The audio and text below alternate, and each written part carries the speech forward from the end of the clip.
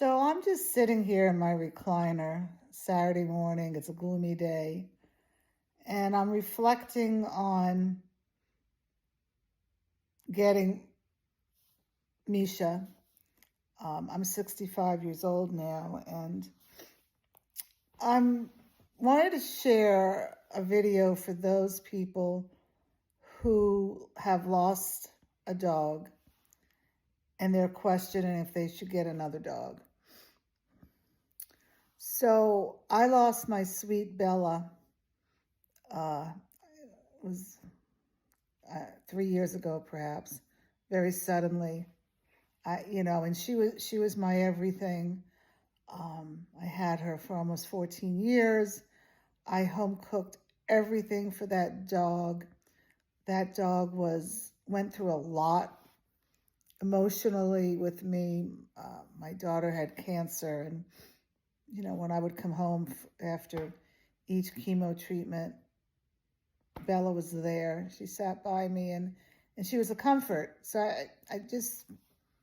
she was everything, and it was very hard for me when I lost her.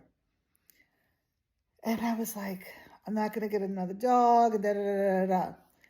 And I can only tell my story, but I hope my story helps those that are thinking, should I get another dog? Should I not? And first of all, I think it depends, where you are in your life. Again, I'm 65 right now. I'm on my own in this house. But like if you're young, like I think about my daughter. She has a rescue, and he's gonna go. He's like 13 or 14 years old, and he's been through a lot with her. But she's young, I can't answer that question because we all have our own situations. I think this video maybe is for people who are older. And anyway, make a long story short, after only 30 days of not having my sweet Bella, I couldn't take it because I missed touching her. Something about touching. I missed her being in bed with me. I missed her being around. And I talked to my husband, and he was like, "Oh, maybe you should wait longer, whatever." But I just wanted to get one. So anyway, I got this little rascal, which you saw at the beginning of this video, when he was 4 months old. He kind of jumped in my lap, of meaning how I found him, and I won't go through that. But it was hell. It was hell.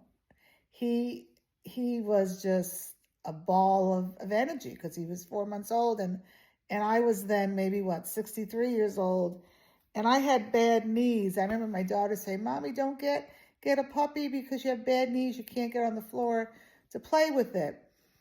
And I'm being honest with you, 3 times I posted the first year of having Misha. I posted on, the neighborhood website, Next Door Neighbor, whatever, that I wanted to get rid of him.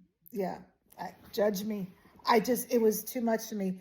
There were times when I would lock myself in the bathroom in tears because I couldn't handle him, because he was just like, he was a puppy, but I'm not a puppy. I'm an old lady here.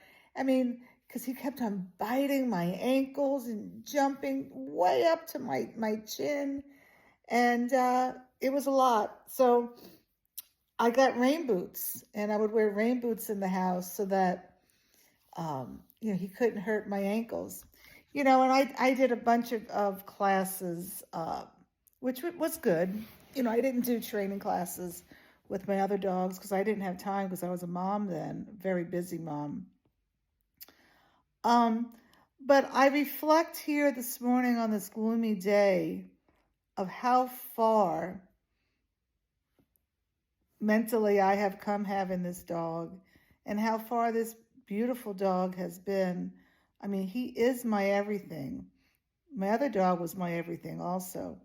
But I think if I didn't have him, what would my life be? And that's the message I want to pass on to those that are thinking, should I get a dog or not?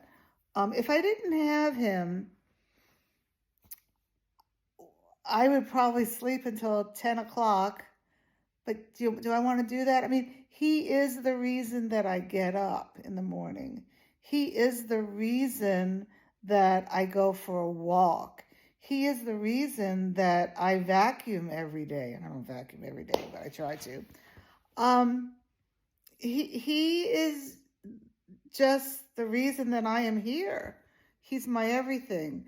I cannot imagine. He's the reason that I go to farmers markets and to events and to wineries. I mean, I don't even drink wine, but I go out to all these events for him to be social. And by that, I get out and I meet people. He's the reason that I meet new people on the street, because people say, oh, what a cute dog, and we start talking. So I really cannot imagine what my life would be without him. So for those that are on the fence, particularly, if you're seniors, and then maybe you're going to say, well, I just can't handle a puppy. Well, then don't get a puppy. It's as simple as that. You could get, a 6-year-old dog or a 9-year-old dog. You can go to a rescue, and a lot of dogs are being surrendered that are old and they need a home. And if you're old, both of you are old, and the dog doesn't need to be walked, a lot. Just take it out. And personally, I suggest for older people not to get big dogs. I have a friend, they're like in their 70s, and they got a lab puppy, and they said it's so great, but one time the lab pulled the owner down, and he hurt his leg. Personally, this is my opinion. This dog is a perfect size for me. Actually, I wanted to get a Toto dog this third time around, but my family was like, what? You got to get another Bichon, because we've had Bichons. But he's 11 pounds.